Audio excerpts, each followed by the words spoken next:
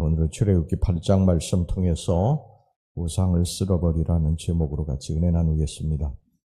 내 백성을 보내라는 여호와의 명령을 바로가 계속 거부하자 여호와께서는 바로와 애굽 전체 위에 재앙을 더하셨습니다. 이것을 보면 지도자 한 사람으로 말미암아 복이 임하게 되기도 하고요.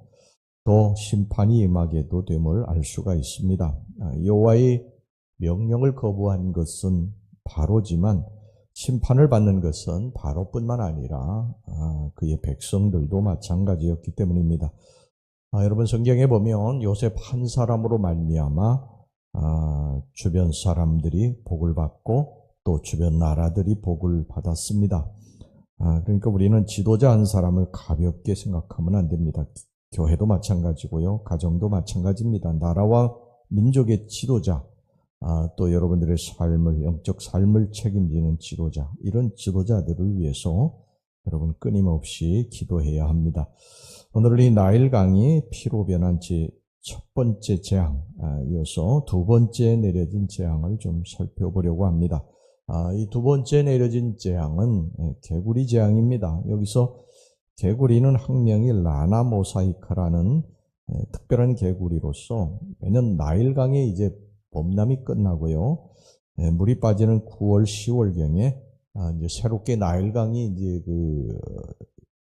어떤 흙을 이제 모아서 나일강변에 축적을 시키는데 이 비옥한 토지 위에 떼지어서 올라오는 그런 개구리를 가리킵니다. 이 개구리는 두꺼비와 비슷하게 생겼으나 그보다는 좀 더 작은 개구리로서 뛰어다니기보다는 주로 이제 엉금엉금 기어다니는 그런 개구리입니다. 그리고 계속 울어대는 것이 특징이라고 합니다.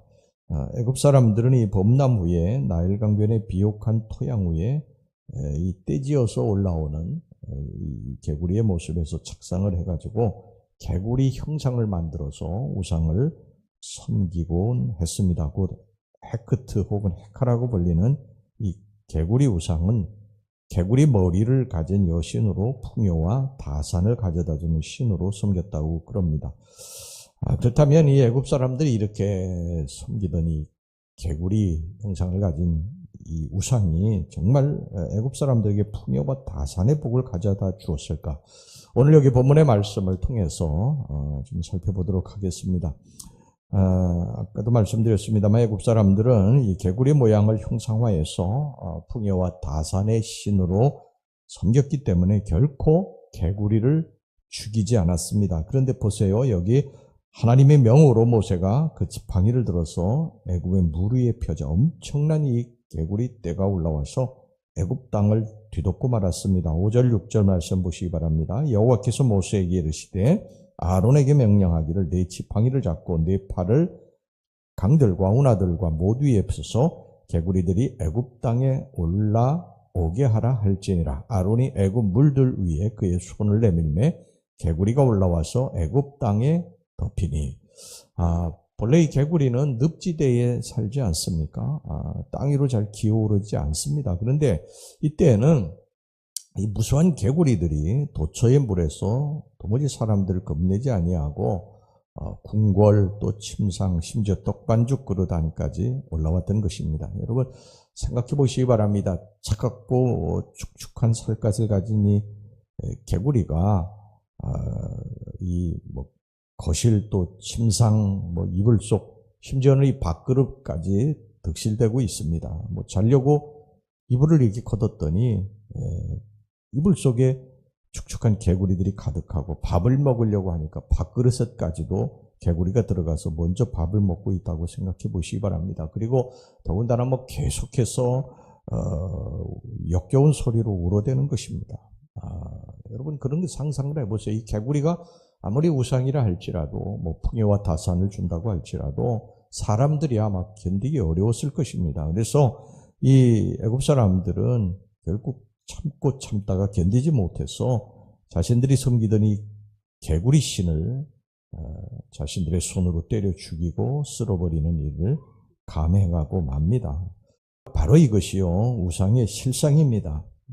풍요와 행복을 가져다 주는 것으로 우리들이 생각하고 그를 섬기고 그를 모시지만 결국은 그 우상이 우리를 힘들게 하고 고통을 주는 것이 된다고 하는 것입니다. 여러분, 우리가 돈을 섬기고 돈이 우리에게 풍요와 행복을 가져다 주는 것으로 생각하는데 여러분, 이게 허상입니다. 돈의 많고 적음이 우리의 행복을 좌우하는 것이라면요, 돈 많은 사람은 다 행복하고 저 달동이 어려운 사람들은 불행할 거예요. 그런데 현실은 그렇지 않지 않습니까? 아무리 큰 집에 돈이 많아도요, 고통이 있고 불행이 있고 가난한 집이라 할지라도 거기 기쁨의 웃음소리가 있는 법입니다. 물론 돈이 적당히는 있어야 되죠. 그러나 그것이 우상이 돼서는 결코 안 된다는 거예요. 오히려 돈이 많아가지고 그것이 근심거리가 되는 경우가 얼마나 많습니까? 부모가 물려준 재산 때문에 사이좋았던 형제들이 원수가 되고 서로 싸우지 않아요? 우리 여기 재벌가들 이렇게 보세요. 재벌가들 보면요, 형제들 사이에 돈 가지고 싸우지 않는 그런 재벌들이 있습니까? 거의 없어요. 오순도순 이렇게 사이좋게 지내며 또 서로 사랑하며 살던 남편과 아내도 재산 많아지고 남남이 되고 그 돈 때문에 바람 피우고 그래서 가정이 파괴되는 경우가 얼마나 많은지 몰라요. 우상으로 섬겼던 그 돈이 오히려 우리 삶을 파괴시키는 것입니다.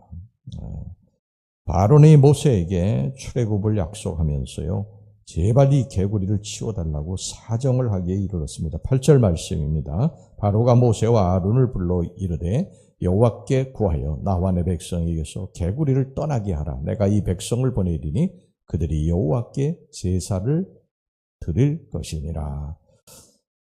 그래서 모세는 이 개구리 떼를 물러가게 했고 이미 죽은 개구리들은 산더미를 이루었습니다. 그리고 그 개구리 시체 더미에서 심한 악취가 풍겼어요. 14절 보겠습니다. 사람들이 모아서 무더기로 쌓으니 땅에서 악취가 나더라.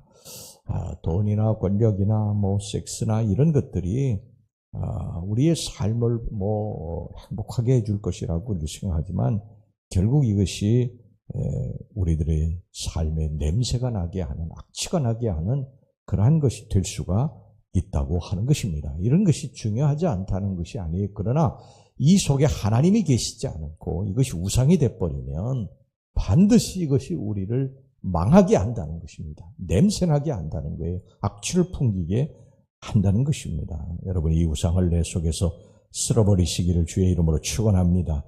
침실에 쓸어버리셔야 되고요. 여러분, 침실에서 돈 때문에 싸운 가정들이 얼마나 많습니까? 여러분, 식탁에서도 쓸어버리셔야 되고요. 무엇보다도 내 마음에 쓸어버리시기를 바랍니다. 그것은 악취를 풍기는 더러운 우상이고 귀신의 영입니다.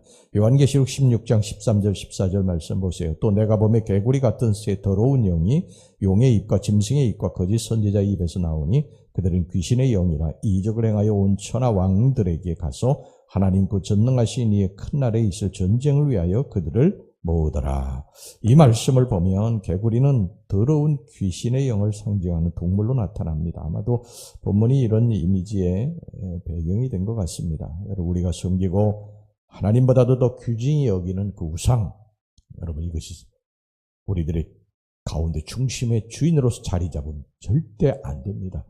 하나님이 중심에 계시고 하나님이 이런 것들을 주셔야 되는 것입니다. 그러니까 우리는 내 마음속에 혹이라도 하나님보다도 더 사랑하는 것이 돈이라든지 권력이라든지 어떤 세상적인 것이 되면 여러분, 이것을 우상을 쓸어버리시길 주의 이름으로 축원합니다. 파괴하시고 다시 하나님을 원자리로 주인으로 모셔야 됩니다. 그러면 하나님이 중심이 되면 나머지 모든 것들은 하나님께서 우리들에게 채워 주실 줄로 믿습니다. 기도하겠습니다. 하나님 아버지, 우리 속에 하나님 외의 것들이 자리 잡고 주인으로 자리 잡고 우리들을 잘못된 길로 빠지게 할까 두렵사오니 우리 주님, 저희 속에 하나님 모시고 하나님 주인으로 모시고 세상 모든 것들은 다 주님 앞에 무릎 꿇고 우리의 삶에 다 부수적인 것으로 생각하고 그렇게 살아가는 믿음의 용장들이 되게 축복하여 주시옵소서. 예수님의 이름으로 기도하옵나이다. 아멘.